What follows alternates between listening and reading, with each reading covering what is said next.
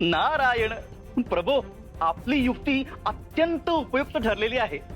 गंगाईच्या रूपानं एक योग्य व्यक्ती घरात आल्यामुळे या सोहळ्याला एक प्रकारची शिस्त लाभलेली आहे प्रभो.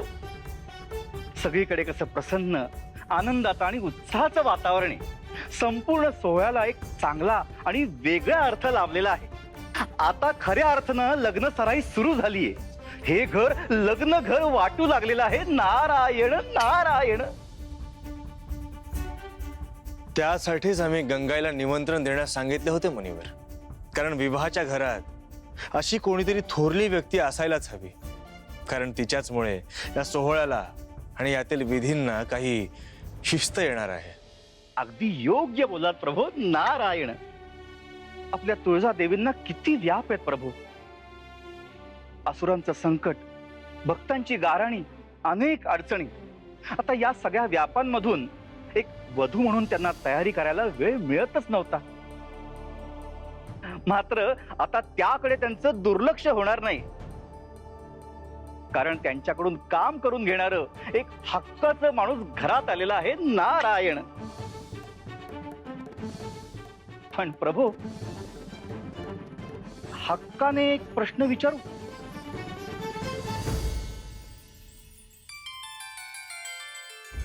नारायण. म्हणजे एक प्रश्न सारखा मनात डोकावतोय म्हणून म्हणलं विचारावं. प्रभू, गंगा इतर मनुष्य कुळातील एक सर्वसामान्य स्त्री आणि तरीही देवी त्यांचं ऐकतात. ह्या मागचं काय कारण? नारायण.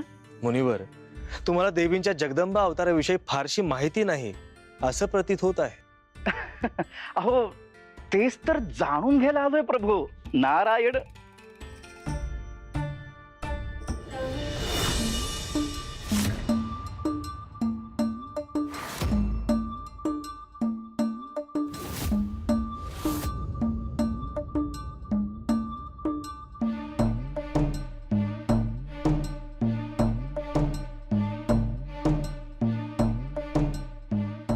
ही साडी ना लग्नाच्या आधीच्या विधींसाठी नेस. हा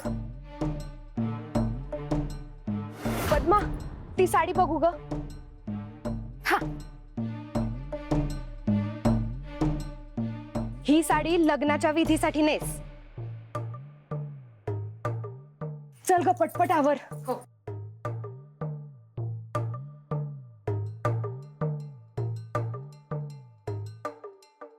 हे दागिने पण छान आहेत.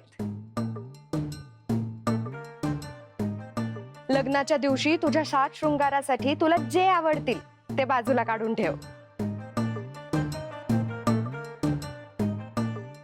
चला हे ठेवून येऊया.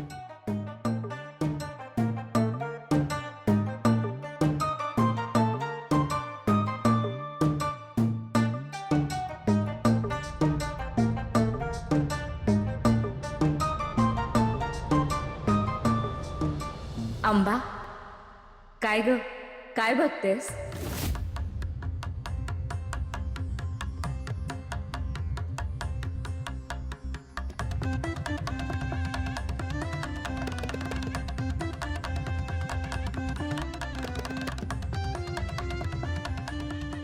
कसे आहेत हे दागिने? छान आहेत ताई. तुला ह्यातला कोणता दागिना आवडला? नाही, कुठलाच नाही. लाजू नको, तू आमची बहीण आहेस. तुला या महालातील जे काही आवडेल ना ते तू घे. जे आमचं आहे ते तुझं आहे आणि जे आमचं नाही आहे ना ते तू आम्हाला सांग. आम्ही तुला ते मिळवून देऊ.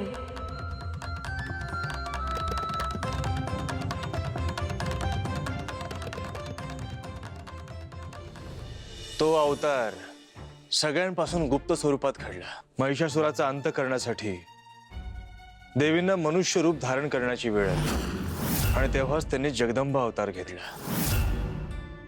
जनक बाबा आणि गंगाई ह्या अपत्य नसलेल्या दाम्पत्याची त्यांनी स्वतःच्या पालन पोषणासाठी निवड केली आणि त्यांच्या घरात देवी एक लहान बाळाच्या रूपात जाऊन पोहोचल्या. एखादी सखी आईही करणार नाही एवढं प्रेम, एवढी माया गंगाईने जगदंबावर केली.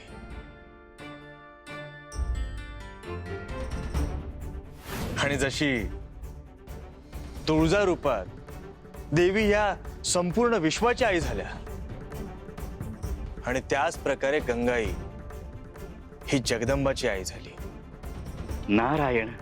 आधी जनक बाबाने जगदंबाला मुलगी मांडण्यास नकार दिला होता, कारण त्याला असुरांची भीती होती. पण मग लहानग्या जगदंबाने जनक बाबाला एवढा लळा लावला की जनक बाबा तिचा अगदी प्रेमाने सांभाळ करू लागला.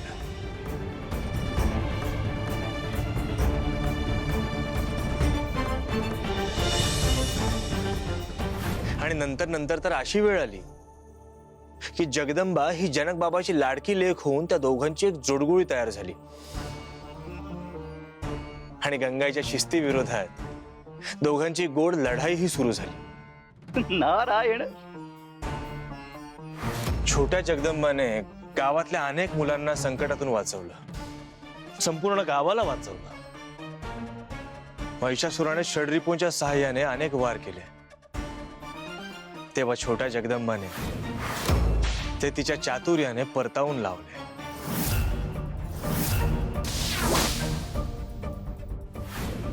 मग जगदंबा मोठी झाली आणि तिला पुन्हा तुळजा रूपात येऊन विश्वाचा कारभार हाती घेण्याची वेळ आली. तेव्हा ती चिंचपुरात परत आली आणि तिला तिच्या खऱ्या शक्तीची ओळख झाली.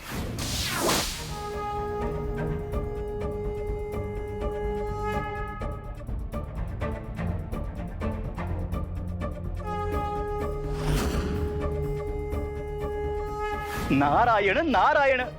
प्रभू, हे सारं काही अद्भुत आहे. या महान भक्तीची गाथा आम्ही संपूर्ण त्रैलोक्यात पोचवू. नारायण नारायण. परंतु प्रभू, तरी अजून एक प्रश्न आहेच आहे. विचारू? विचारा. नारायण. प्रभू, आता जनक बाबा आणि गंगाई यांना तर मुलबाळ नव्हतं. जी छोटी मुलगी आली आहे आंबा, ती तर गंगाईची मुलगी आणि साक्षात तुळजा देवींची धाकटी बहीण आहे असं सांगते. आता ह्या मागे काय कारण?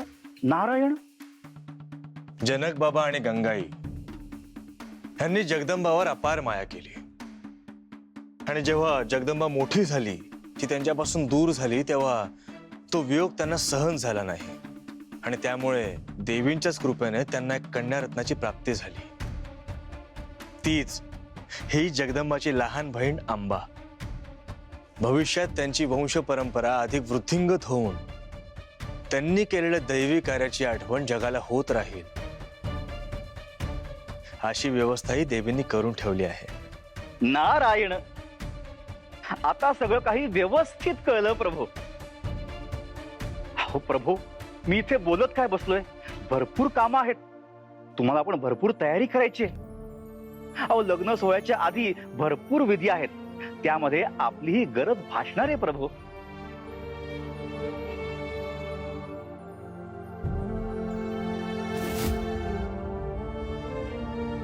देवींसाठी आम्हाला जे काही करावं लागेल ते करायला आम्ही तयार आहोत मुनिवर. नारायण.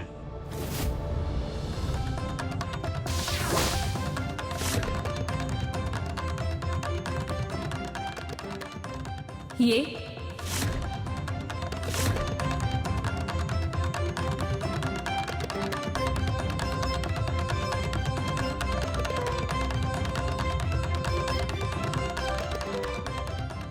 आवडली? हा, छान आहे.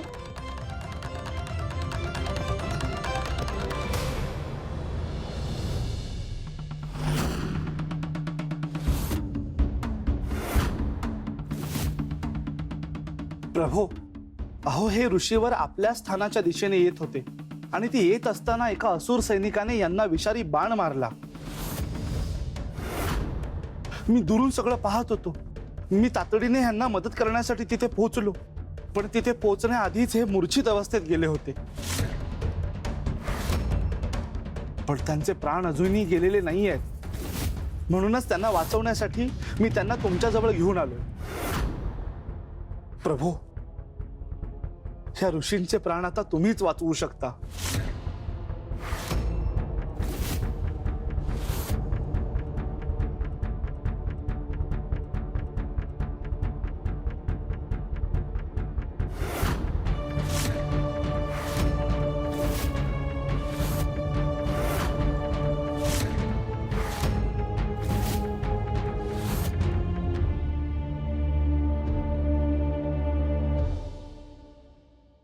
यांच्या मृत्यूची हे वेळ नाहीये. त्या असुराच्या बाणाने सुद्धा यांचा मृत्यू होऊ शकत नाही.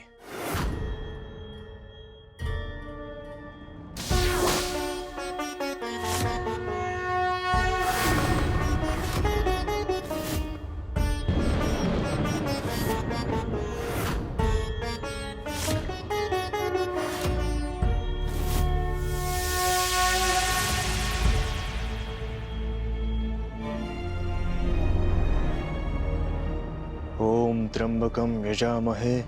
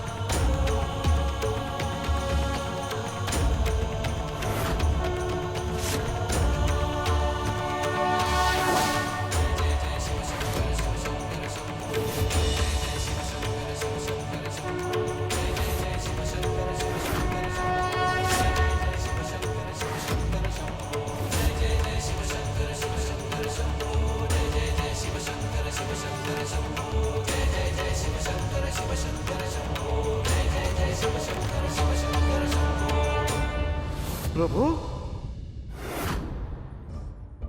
प्रभू आता आम्हाला नेमकं काय झालंय ते सांगा.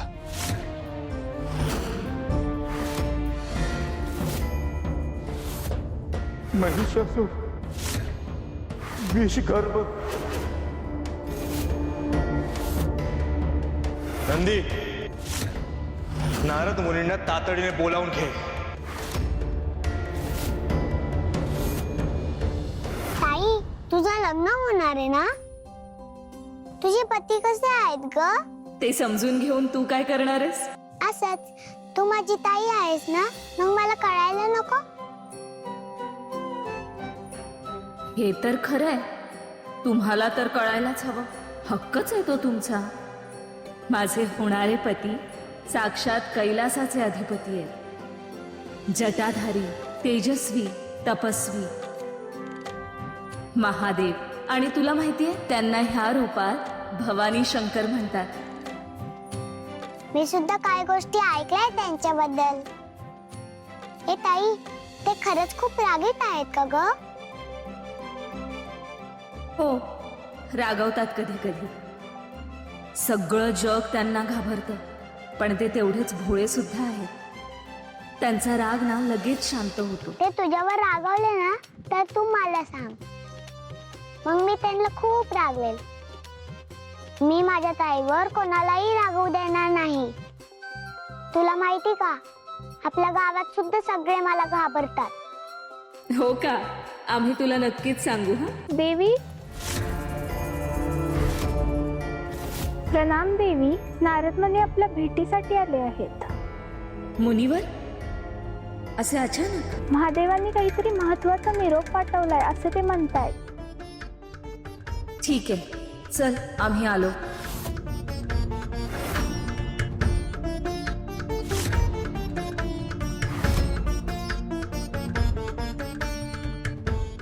आता लग्नाची तयारी सुरू असताना हे नारद मुनी कशासाठी आले असते? रोजाचं लक्ष पुन्हा कुठल्या वेगळ्या कामाकडे वळायला नको म्हणजे झालं.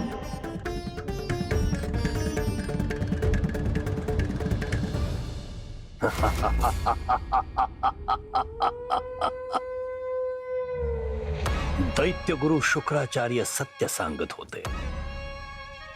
विषगर्भाने अत्यंत उत्तम कार्य केले आहे.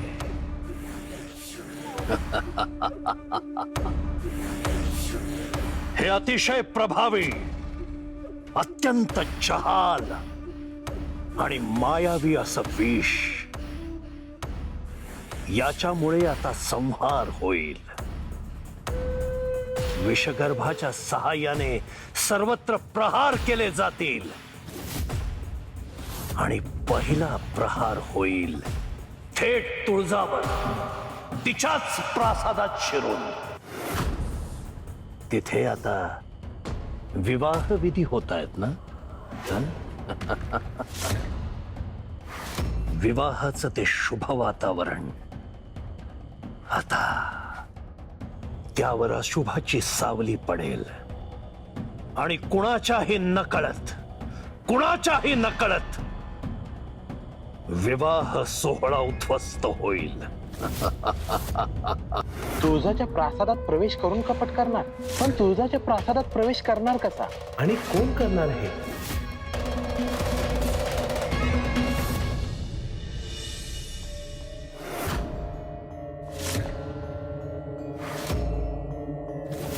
नारायण नारायण.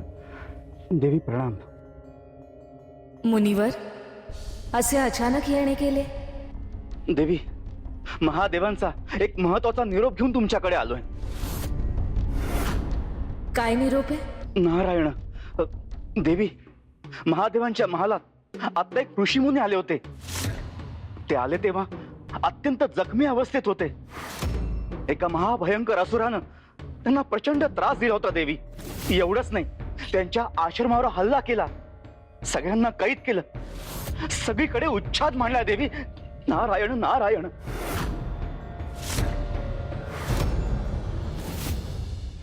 आता आणखी कोणता असुर असा उच्छाद मांडतोय? आहे एक महाभयंकर महाभयानक असुर. त्याचं नाव आहे विषगर्भ.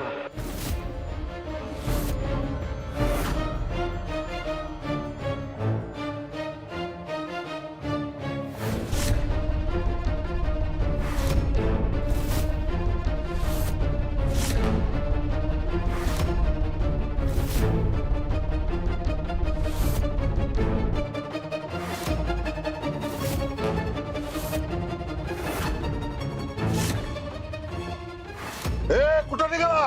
थांब.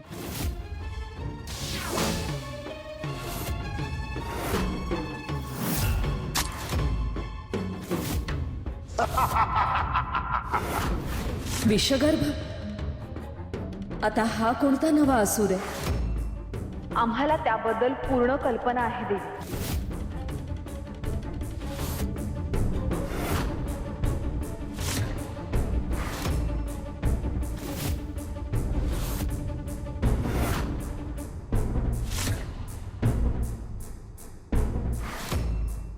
देवी, हा कोणी साधा सुद्धा असुर नाही, तर इतरही असुर घाबरतात असा आहे तो. आधी तो पाताळात असलेल्या असुरांच्या कैदेमध्ये कैद होता, पण आता असुर नरेश महिषासुरांनी त्या कैदेचे दरवाजे उघडून त्या भयावह असुराला मुक्त केले आहे.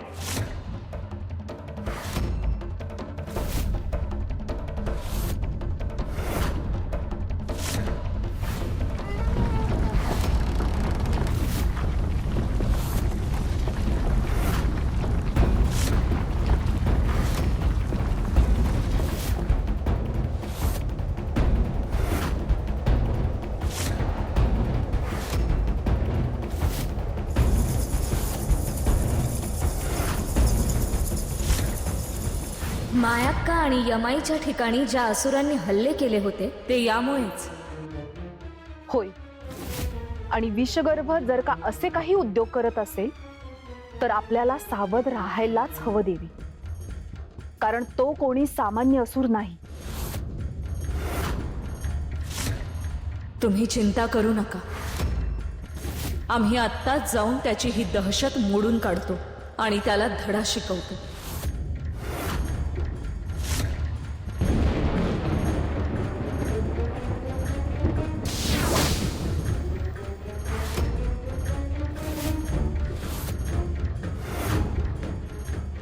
थांब जगदंबा.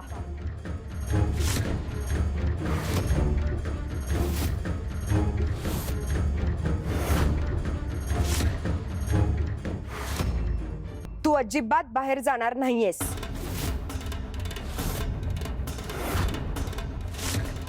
अगं आई, आम्हाला जायला हवं.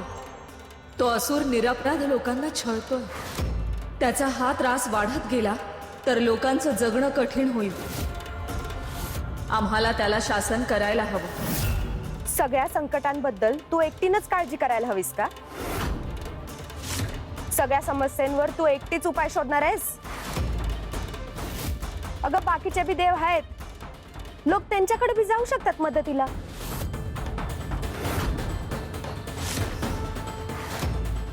आई, देवी म्हणून आमच्यावर जे दायित्व आहे ते आम्ही नाकारायचं का?